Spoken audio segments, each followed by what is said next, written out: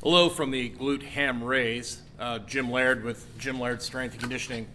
Recently there's been some really interesting articles on children, school-age children, and how they're struggling so much with virtual learning. Like suicides are through the roof, weight gain, even some regressions in like toilet training. Very interesting side effects. There's an article.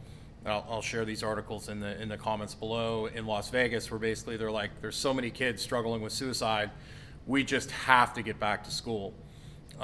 First off, I'll say I'm not, I do have some psychology background from an elementary ed degree when I was, in college and then teaching elementary school years ago, and then working with kids. I don't necessarily do these videos to like. The main reason I do things like this is to make you think for yourself, so maybe you get a little bit of different perspective so you can kind of make your mind up for yourself. But I just kind of want to point some things out to me that are obvious, but to a lot of people might not be. But, we've got these kids that are really struggling with virtual learning, and you can see the direction that our society's going in. If you look at, I've shared articles before about how maximum security prisoners get more time outside than kids do today. And now that's getting even worse. Like before, when kids were in school, it was bad enough because they were indoors all day in front of a screen, but now they're at their house and it's even worse. And a lot of times the parents are so busy, they don't have the time to take their kids outside or to make them go outside. Kids don't go outside on their own, whereas when I grew up, literally, we never were inside. Even, when Atari came out, you can only play Space Invaders for so long before it just becomes like, okay, enough's enough. But literally, we spent from the minute the sun came up to the minute the sun came down was outside. It didn't matter what the weather was. We've got a little bit of an ice storm in Lexington right now. But even at home, when it was minus 40, we were still outside doing something. It was very rarely do I remember ever, the only time we really stay inside was like negative 40 with like a wind, because then you can collapse your lungs and all sorts of fun stuff like that. But the point being is we can see where technology is taking us. Technology is not taking us, it's taking us away from the way we've evolved. And you got to think about it, like the telegraph has only been around for like just less than 200 years.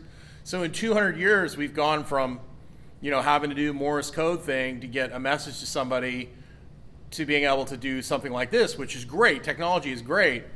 But I think you're going to see, as time goes on, the people and the families that do some things like, blue blocking glasses or, change the lighting in their house or limit screen time. You look at most of the people that are in Silicon Valley, they send their kids to the Waldorf school, which has nothing to do with screens. It's traditional learning.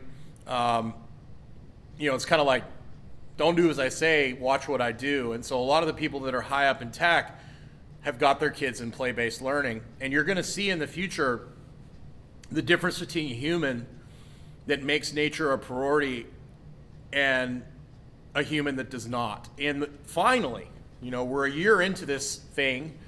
I'm not even going to name it because I don't want to get like censored by the fact checkers.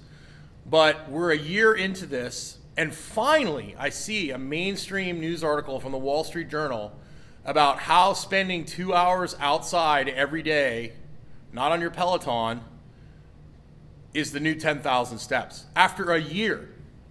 Like from the beginning, they should have been saying, hey, you need to get outside, you need to take care of yourself, you need to get fresh air. Everything that's been recommended so far does nothing to improve the health of a human. Nothing at all in the long run. If anything, it makes you worse, obviously, by what's going on with these kids. And it goes in, if you dig into the science of being outside and what it does for your blood pressure and what it does for stress and what it does for your emotional well-being, they talk about tree bathing in Japan, how that's big because a lot of these kids, they've had tons of side effects because academics is solely high stressed in Japan, that a lot of these kids that were just spending all their time doing academics were having massive issues. So they started doing things like tree bathing and nature bathing. You start looking into this stuff, and just showing people pictures of nature helps them. So once again, like I've said in the past, it is up to you to basically take care of yourself and take care of your family and put some things in your life that are going to help you not only look better, feel better, and be healthier and become a more resilient human being. And I just think it's interesting that we're into this thing for a whole year, and now finally there's a couple articles coming out that maybe you should look into improving your health instead of like wrapping yourself in a giant plastic bag and spraying the entire world down with Lysol. I just find it ironic. It's very interesting, and it's a little frustrating, to be honest, but it is what it is. But in reality, you hold the key to your own health, and you have to do things to protect yourself and to protect your family. But a big part of that is being as healthy as possible, and nature is a massive part of that. And unfortunately, with technology and the culture of our society, it's bringing us more and more indoors. So in order for you to stay healthy in the future, in the long run, you're going to have to make choices and set yourself up in situations that make being outside a priority. Like, for example, with me, I had to cancel my early AM sessions because I wanted to make being outside in the morning, particularly around sunrise, a priority for me. That to me is a non-negotiable. I need that time to be outside in natural light, being able to walk and enjoy myself instead of getting up at 5 or 6 in the morning and training people all day and being inside. So I've had to make choices in my own job, and I've lost a lot of clients because of that. But it's something that I need to do to keep myself not only mentally but physically healthy. So I just wanted to hop on here and give you a few things to think about. The articles that I talked about will be in the description below. Have a great day, and don't be a zoo animal. Even if it's crappy outside like it is here, get a 10-minute walk in. Like, get outside. People take smoke breaks at work. Take a sun break. Protect your eyes when you're in front of the screen. Get your lights off at night. When the sun goes down, don't be staring at the TV without glasses on. Get your overhead lights off. Use candles, use red lights, whatever you need to do. Try and live your life in a way that works with nature, because when you work against nature, it's never going to work well. It's never going to end well for you. So just a few things for you to think about.